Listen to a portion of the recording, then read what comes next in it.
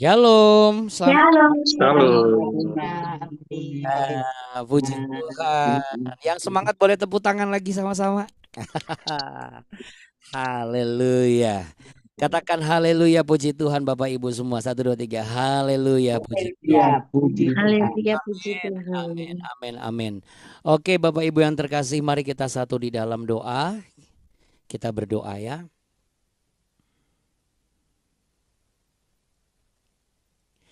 Segala puji syukur, hormat, kemuliaan hanya bagi Tuhan kami Yesus Kristus. Terima kasih Tuhan. Kami serahkan pertemuan doa pagi ini, Be Worshipper Devotional, ke dalam tangan Tuhan Yesus Kristus. Kami akan selalu tetap konsisten menjaga semangat kami. Segala sesuatu dalam kehidupan kami sebelum kami beraktivitas, kami akan bewek dulu. Dan kami tidak akan kasih kendor kerajinan kami. Bapa kami yang ada di dalam surga, dikuduskanlah namamu, datanglah kerajaanmu dan jadilah kehendakmu di bumi seperti di surga. Berikanlah kami pada hari ini makanan kami yang secukupnya. Dan ampunilah kami akan kesalahan kami, seperti kami juga mengampuni orang yang bersalah kepada kami. Dan janganlah membawa kami ke dalam pencobaan, tapi lepaskanlah kami daripada yang jahat. Karena Engkaulah yang punya kerajaan, kuasa dan kemuliaan, kekal sampai selama-lamanya. Di dalam berkat nama Tuhan kami Yesus Kristus, Allah di atas segala Allah, Raja di atas segala raja. Haleluya. Mari sama-sama katakan amin. Amin. Puji Tuhan ya Bapak Ibu yang terkasih. Mari kita bawa korban syukur kita di hadapan Tuhan. Dengan menaikkan pujian berikut ini, mari kita tetap fokus di dalam hadirat Tuhan. Kita meletakkan rasa hormat kita dan rasa syukur kita hanya kepada Tuhan Yesus Kristus.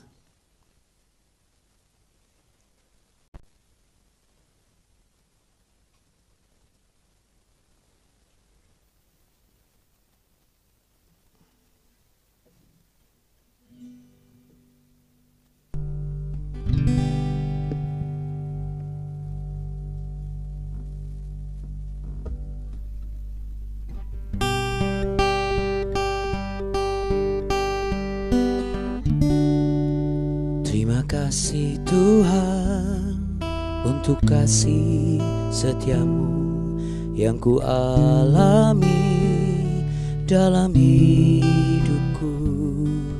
Terima kasih Yesus untuk kebaikanmu sepanjang hidupku.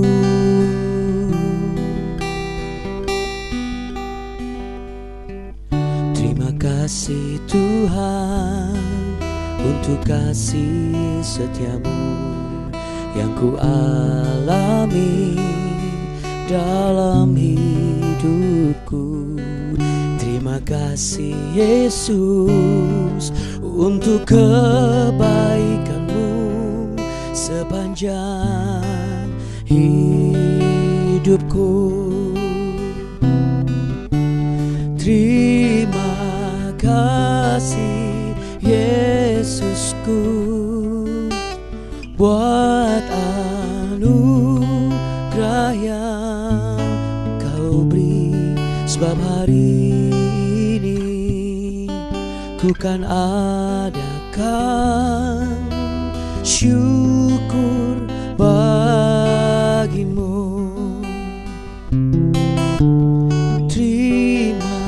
Kasih Yesusku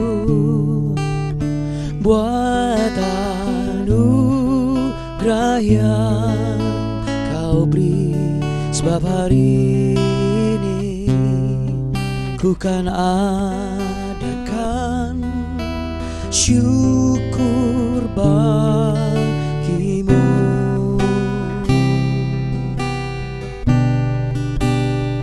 Ku bawa korban syukurku Tuhan, dan ku berterima kasih.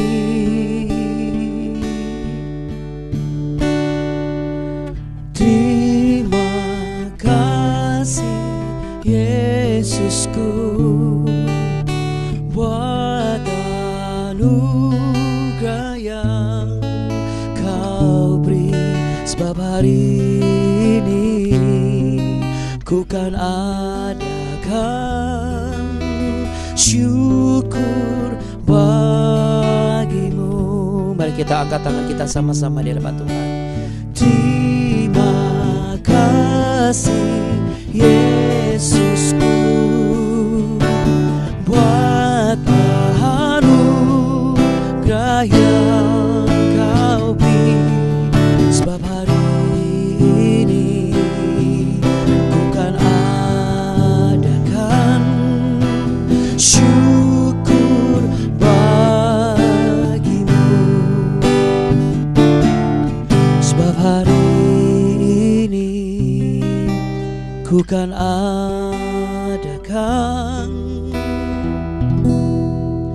syukur bagimu.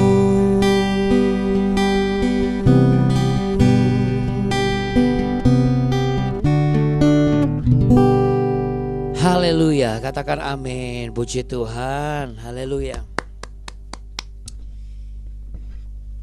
Ya, puji Tuhan ya. Setelah melewati beberapa hal, kita lihat hasil akhirnya. Puji Tuhan, Tuhan Yesus campur tangan, Tuhan berperang ganti kita, dan sekarang kita lancar. Amin, Bapak Ibu yang terkasih. Amin ya. Jadi apa yang bisa kita ambil pelajaran hari ini? Wah, ini kontekstual dan biblical sekali dengan apa yang akan kita bahas hari ini. Mari kita buka sama-sama yuk. BDW, anyway, subway dan busway kan kita kemarin belum selesai ya. Jadi kita akan bahas dulu sampai selesai di 2 Tawarikh pasal yang ke-23.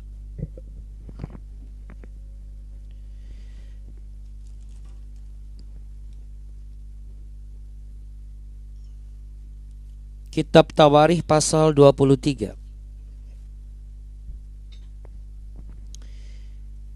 Kemarin terakhir dibaca di ayat yang ke-16 ya. Kemudian Yoyada mengikat perjanjian antara dia dengan segenap rakyat dan raja bahwa mereka menjadi umat Tuhan. Nah, sekarang kita akan baca di ayat yang ke-17. Sesudah itu masuklah seluruh rakyat ke rumah Baal lalu merobohkannya. Mereka memecahkan mesbah-mesbahnya dan patung-patungnya dan membunuh Matan imam Baal di depan mesbah-mesbah itu. Kemudian Yoyada menyerahkan pengawasan atas rumah Tuhan kepada imam-imam dan orang-orang Lewi yang telah dibagi-bagi dalam rombongan oleh Daud untuk bertugas di dalam rumah Tuhan, yakni untuk mempersembahkan korban bakaran kepada Tuhan, seperti tertulis di dalam Taurat Musa, dengan sukaria dan dengan nyanyian menurut petunjuk Daud. Juga ditempatkannya penunggu-penunggu pintu pada pintu-pintu gerbang rumah Tuhan, supaya dalam hal apapun juga jangan masuk seseorang yang najis. Sesudah itu ia mengajak para kepala pasukan 100, para pemuka, para pemerintah rakyat dan seluruh rakyat negeri, lalu membawa raja turun dari rumah Tuhan.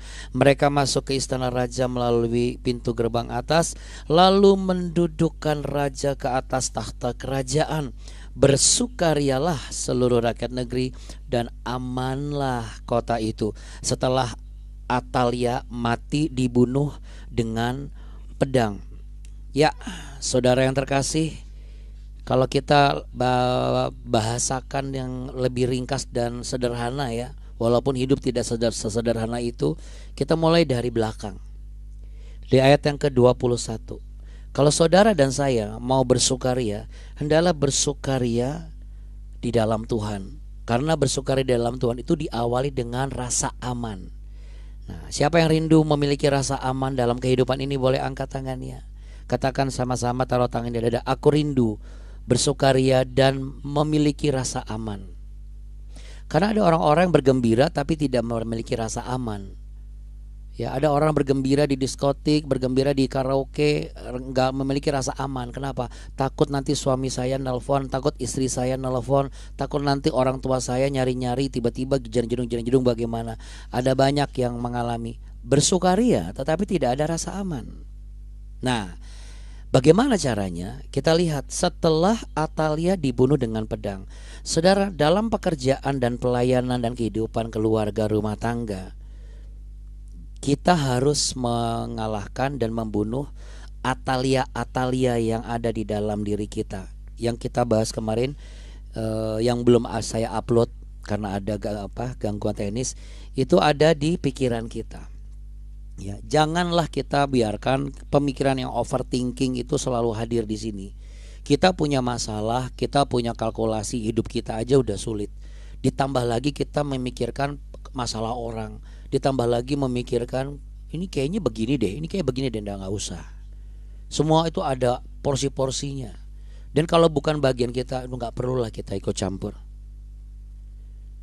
Ya, karena itu bukan hak kita, saudara. Kalau kita tidak membunuh rasa ini, kita tidak akan mengerti mana bagian hak, mana bagian kewajiban.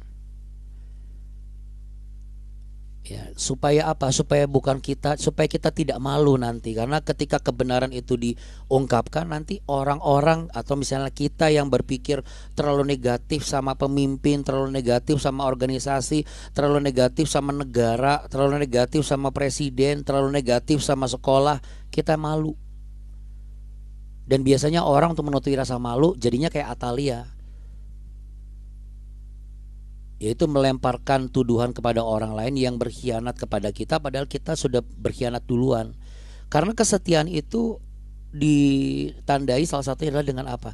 Dengan tidak memikirkan hal-hal yang melebihi koridor dan juga batasan diri kita. Karena ingat, di atas kita masih ada orang-orang yang punya kapasitas dan otoritas, dan kita nggak punya hak untuk melewati batasan itu gitu. Makanya ada peraturan-peraturan dari Yoyada. Lalu kita lompat di ayat 16, Yoyada mengikat perjanjian menjadi umat Tuhan. Artinya apa? Ada satu kesepakatan. Ya. Bapak, Ibu dan juga anak-anak yang terkasih, kalau di dalam keluarga itu sepakat, maka keluarga itu akan masuk dalam proses pemulihan dan pemulihan. Jadi nggak cuma sekedar posisi, nggak cuma sekedar hal-hal yang sifatnya ya ini norma saja gitu, tapi ini sepakat gitu. Suami istri sepakat ya. Kemudian orang tua dan anak-anak sepakat. Makanya di sana dinobatkanlah raja, pemimpin. Yang menarik dari kata kunci bahasa Ibrani itu raja itu disebut sebagai ha-melech. Kalau yang ada di ayat yang ke-11 dan juga selanjutnya sampai di ayat yang ke-17 dan berikutnya sampai terakhir ya. Nah, ha-melech ini bukan sekedar menunjukkan seseorang yang dinobatkan sebagai pemimpin. Jadi bukan cuma posisi Bapak Ibu, tetapi pengakuan ilahi atas otoritas yang sudah sah di mata Tuhan dan manusia. Jadi kalau seseorang sudah menikah, seseorang sudah di posisi tertentu dalam jabatan pekerjaan dan pelayanan, jikalau prosesnya itu benar, maka orang itu sedang menempati posisi yang sah di mata Tuhan dan manusia. Disebut sebagai ha-melech, yaitu pemimpin atau raja. Ya. Kenapa? Karena ketika seseorang itu dinobatkan, seseorang itu ditunjuk, seseorang itu diakui, dia akan vaishimu alaf hanezer, yaitu dikenakan kepadanya mahkota. Kata nezer itu bicara mengenai bukan mahkota kebesaran saja. Ya, ini yang menarik. Ketika kita menjadi anak Tuhan, kita kan disebut anak raja, betul? Iya kan? Kita menjadi imamat yang rajani, betul? Maka kita dikenakan mahkota apa, saudara? Mahkota kemuliaan Tuhan. Bukan nanti pada saat kita sudah di surga. Enggak, ketika kita jadi anak raja, ketika identitas kita sebagai orang Kristen, sebenarnya Tuhan Yesus itu memberikan dan mengenakan kepada kita dalam istilah vayashimu alayef hanezer. Dikenakanlah kita mahkota. Apa itu? Lebih dari sekedar kebesaran arti dari manusia, tetapi di atas itu lebih mulia, yaitu apa? Pengudusan dan pengkhususan. Jadi kita tuh dikuduskan oleh darah Kristus dan kita dikhususkan. Kenapa dikhususkan? Karena kita ada di muka bumi ini sebagai simbol bahwa nilai-nilai kerajaannya ada di dalam diri kita. Dan inilah yang akan membuat kita memiliki pedang. Apa itu pedang? Pedang itu bicara mengenai firman Allah. Mulut kita itu penuh dengan firman Allah. Itu sebabnya penting sekali kita ikut BW setiap pagi, supaya mulut kita itu penuh dengan pedang, yaitu firman Allah. Sehingga ketika ada hal-hal yang sifatnya mengganggu kita atau mengganggu keluarga kita, kita dengan mudah memperkatakan, karena di balik firman Allah itu pasti ada otoritas kerajaan Allah. Kalau yang ngomong itu anak raja, Bapak Ibu, siapa sih yang gak takut dan gak tunduk? Jadi kalau Anda sedang mengalami hal-hal tertentu, Anda santai. Jadi Tuhan izinkan tadi kita mengalami gangguan seperti tadi teknis dan lain sebagainya. Yang harus kita lakukan sebagai anak raja adalah kita stay calm, tetap tenang, dan kita tetap percaya bahwa Tuhan berperang ganti kita. Ingat kemarin ternyata kenapa Roh Kudus menitipkan Ulangan pasal 31 ayat yang ke-6. Betul kemarin? Janganlah takut, ya. Aku akan memberimu, akan berperang ganti engkau, akan memberimu kemenangan. Dari 2 Tawarikh 22 pasal 17 pun juga, kamu cuma cukup diam, aku akan berperang ganti kamu. Ya. Supaya apa, saudara? Supaya kita bisa merasakan yang namanya kemenangan. Nah, kemenangan itu sebenarnya bukan menang dalam posisi, tetapi bicara mengenai sebuah ekspresi iman dan pengakuan pribadi kita akan intervensi kuasa Tuhan. Kita harus sampai ke pemahaman ini. Dan ini terjadi ketika Yoas yang sudah disimpan awalnya dari kecil, disiapkan untuk menjadi raja, dinobatkan oleh Imam Yoyada, dan disetujui dan disepakati diikuti oleh para rakyat. Maka mereka merayakan yang namanya kemenangan, sorak-sorai. Itu sebabnya kalau ketika kita di gereja, ya, kita selalu, worship leader akan selalu mengajak Bapak Ibu katakan haleluya, puji Tuhan, ya. Di BW juga demikian, saya selalu mengajak Bapak Ibu mengatakan haleluya, puji Tuhan. Ini saya sedang mengajak Bapak Ibu melakukan apa yang dilakukan oleh bangsa Israel ketika mereka sepakat dalam mengekspresikan pengakuan iman atas intervensi kuasa Tuhan yang ditulis di ayat ini, di ayat 13, dan juga di ayat yang ke-21 itu disebut sebagai Vihat Ruach. Vihat Ruach ini adalah sorak-sorai kemenangan akan intervensi kuasa Allah. Ya.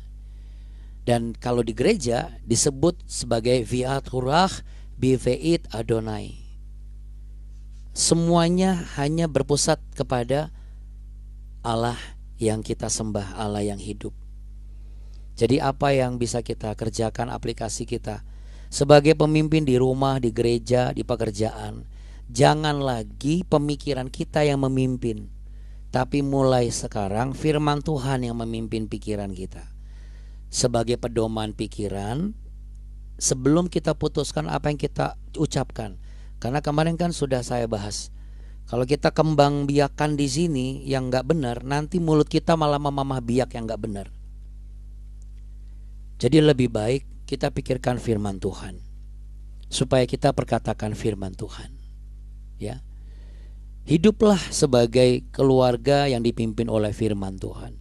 Hiduplah sebagai pekerja yang dipimpin oleh firman Tuhan. Hiduplah sebagai pelayan gereja yang dipimpin oleh firman Tuhan sebelum kita mengambil keputusan, agar keputusan kita ambil adalah keputusan yang dihasilkan dari firman Tuhan itu sendiri. Lalu kita jangan lupa bahwa segala sesuatu itu berpusat kembali kepada kedaulatan Allah, ya. Dan untuk bisa berpusat kepada kedaulatan Allah, tentu kita harus menetapkan segala ketetapan yang harus ada di dalam diri kita sebagai umat Tuhan. Kita datang ke gereja, kita pusatkan pikiran kita hanya kepada Tuhan. Jangan lagi ada intervensi hal-hal yang lain, apalagi yang sifatnya berbau internet digital. Kalau menurut Abuna itu udah gak zaman lagi gitu. Udah gak zaman, orang-orang di gereja sekarang masih sibuk sama handphone. Kalau menurut Abuna udah ketinggalan zaman. Kenapa? Karena di luar sana umat Tuhan sedang berbenah diri karena tanda-tanda akhir sudah semakin nyata, ya. Jadi kalau masih sibuk dengan gadget, sibuk dengan apa, sayang sekali. Apalagi kalau misalnya bekerja. masih sambil nyambi gitu ya. Waduh, sayang banget. Udah nggak zaman lagi. Kenapa? Karena di luar sana mereka sudah berpikir harus bersiap bersaing. Karena keadaan semakin tidak baik, berarti apa? Mereka harus siap bersaing karena daya saingnya semakin tinggi. Demikian juga anak-anak yang masih sekolah dan kuliah. Udah nggak zaman lagi tuh yang namanya ini nyambi sambil main handphone atau bolak-balik selalu balik ke handphone, game online dan sebagainya. Abuna mau katakan ya, terus terang akan ketinggalan zaman. Kenapa? Karena di luar sana muncul banyak anak-anak muda yang berpikir kritis. Kenapa mereka berpikir kritis? Mereka melihat fakta bahwa dunia ini kalau tidak dibarengi dengan kepintaran dan kecerdasan yang siap untuk memiliki daya saing yang tinggi, juga pasti akan ketinggalan. Ya, untuk itu kita harus mulai membenarkan diri kita. Nah, kita bisa lihat ya, ayat 15 dan 17 apa gitu. Setelah Atelia dibunuh, Baalnya dihancurkan, lalu orang-orang yang mimpin ibadah dengan Baal juga dibunuh. Apa artinya? Yang pertama, seseorang tidak akan bisa hidup benar selama dia berusaha hidup benar. Karena kebenaran itu absolut, Bapak Ibu. Dan juga anak-anakku. Jadi kalau kita mau hidup benar, cukup dengan kita memastikan kebenaran yang telah memerdekakan itu ada di dalam diri kita. Kalau saya ilustrasikan, kita punya pohon duren. Kita usahakan pohon duren ini bisa tumbuh dengan rasa mangga atau menjadi buah mangga. Yang gak bisa, duren is duren, sama. Yang namanya jahat is jahat. Yang namanya buruk ya buruk, salah ya salah. Demikian juga benar, demikian juga baik. Kalau kita mau jadi orang baik, ya udah jadi orang baik aja. Jangan berusaha menjadi orang baik. Kalau kita menjadi orang kudus, ya berarti kita harus kudus. Karena ketika seseorang berusaha untuk kudus, nggak akan bisa kudus. Dan itu semua jawabannya adalah satu. Ketika kita apa Bapak Ibu? Menjadi umat Tuhan kuncinya. Di ayat yang ke-16 tadi. Nanti ketika sudah jadi umat Tuhan, baru tuh intervensi kuasa Tuhan yang akan merestorasi damai sejahtera. Intervensi kuasa Tuhan yang akan menyempurnakan usaha kita ketika kita akan mengambil keputusan untuk membunuh segala kejahatan kita, membunuh segala atalia kedagingan kita. Dan kita mulai memutuskan, aku mau jadi umat Tuhan, menjadi imamat yang rajani. Statusnya anak raja, punya otoritas. Sama seperti anak presiden, kalau ngomong sekali orang pasti nurut. Sama saudara, di mulut saudara dan saya ada otoritas. Jadi jangan disia-siakan, jangan diumbar untuk hal-hal yang sifatnya nyampah. Pikirannya nyampah, mulutnya juga nyampah. Nah, untuk itu jangan kasih kendor Bapak Ibu. Karena BW ini adalah melatih, mengingatkan dan juga mendidik saudara dan saya agar kehidupan kita tetap berpusat kepada kebenaran firman Tuhan, berpusat di dalam pribadi Kristus sebagai Allah itu sendiri, supaya kebenarannya ada di dalam kita, selalu ada di dalam kita. Dengan demikian, kalau kebenarannya itu ada dalam kita, ada dalam pikiran kita, ada dalam mulut kita, karena kita semakin tahu pengetahuan firman, maka benarlah hidup kita. Kita bukan lagi menjadi orang yang harus berusaha hidup dalam kekudusan, berusaha hidup dalam kebenaran. Bukan seperti itu lagi. Kenapa?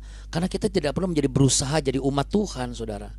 Karena sekali kita umat Tuhan, sekali kita imamat rajani, maka selama-lamanya lah status itu ada.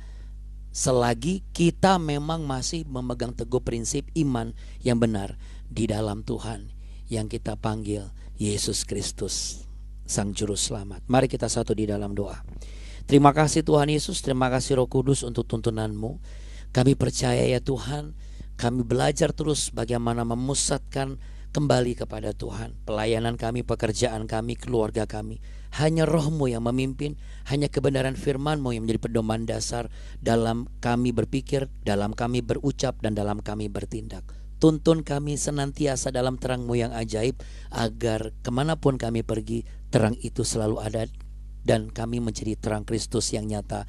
Kami juga berdoa Tuhan, dalam perjalanan Ibu Marta dan Pak Ricardo menuju ke Bandung, ada satu pertemuan, ada satu program sampai 2-3 hari di sana dan kembali ke Jakarta. Sekalipun ada cuaca ekstrim, tetapi kami percaya Tuhan, untuk kami semua tetap dalam perlindungan Tuhan Yesus.